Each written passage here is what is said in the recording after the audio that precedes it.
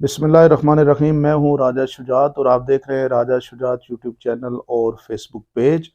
आज की वीडियो में बात करेंगे पाकिस्तान में होने वाले इलेक्शन के हवाले से, और उस इलेक्शन में जो तरीक़ाकार अपनाया जा रहा है वो ये है कि इमरान खान तो इलेक्शन लड़े ही ना, उसकी जमात भी इलेक्शन लड़े ही ना, उसकी जमात के कैंडिडेट्स भी ना हो, और एक ऐसा इलेक्शन मतलब कोशिश की जा रही है कि बनाया जाए जो वन साइडेड हो। इमरान खान को दीवार में चुन दिया गया है और वो फिर उसके बाद इलेक्शन कराने की तरफ इस मुल्क को लेके जाने की कोशिश की जा रही है। और उसके अलावा सुप्रीम कोर्ट से एक हुक्म आया था कि 8 फरवरी से आगे नहीं जा सकते, तो वहाँ पे चीफ ऑफ आर्मी स्टाफ का ये कहना है कि एक दो दिन आगे जा सकते हैं। यानी क्या मतलब कि सुप्रीम कोर्ट का भी कोई फैसला जो है वो आखिरी नहीं है।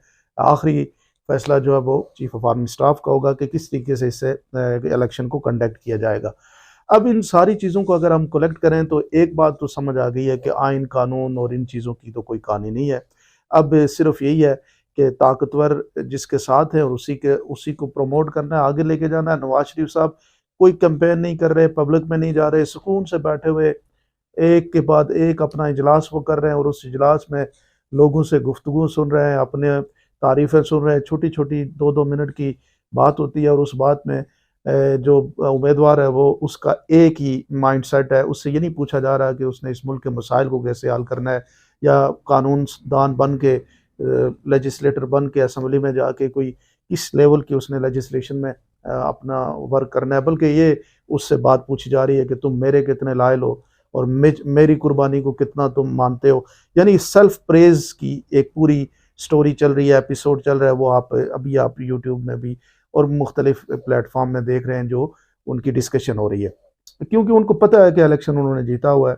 उनको कोई ज़रूरत नहीं है इलेक्शन में पैसे खर्च करने की और बहुत बड़े लेवल पे उम्मीदवारों से जल्द से जुलूस कराने की, क्योंकि ये तो उनको पता है कि उनके मुखालफ कोई उम्मीदवार तो होगा नहीं। नून लीग वर्सेस नून लीग होगा। और एक जो प्लानिंग यही है कि पीटीआई का बंदा तो ग्राउंड पे नज़र ही ना आए।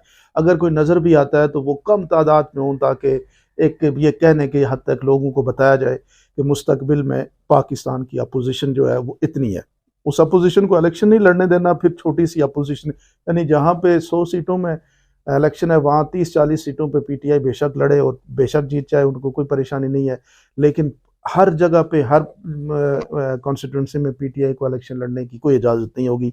ये एक प्लान बन चुका है और इस प्लान को अगर हमने मान लिया तो फिर समझ लें कि पाकिस्तान का जो ज़ोर ज़बरदस्ती का दौर है ये फिर अगले 5 साल भी चलता रहेगा और कोई आदमी जो है वो उठ के बात नहीं कर सकेगा। ये जो आपको सोशल मीडिया में या मेन स्ट्रीम मीडिया में कहीं कहीं आवाज़ें आती थी, वो आवाज़ें भी बंद हो जाएंगी। हामिद मीर आपके सामने बंद हो चुके हैं, इसी तरह और भी लोग जो है वो भी बंद हो जाएंगे। लोगों के पास, पाकिस्तान की 20 करोड़ आवाम के पास रोने का भी मौका ख़त्म हो जाएगा, एहतजाज का मौका भी ख़त्म हो जाएगा। आपके पास जो मौका है वो यही दिन है और पीटीआई के पास भी यही दिन है। इन्हीं 2 महीनों में या इसी 1 महीने में 8 फरवरी से पहले पहले इन्होंने अपने हर कॉन्स्टिट्यूंसी में अपने कागजात को हर सूरत में जमा कराना है, हर सूरत में इलेक्शन लड़ना है। आपको हर सूरत में इलेक्शन में जाके वोट डालना है, तब जाके ये जो बिग प्लान है इस प्लान को रिवर्स किया जा सकता है।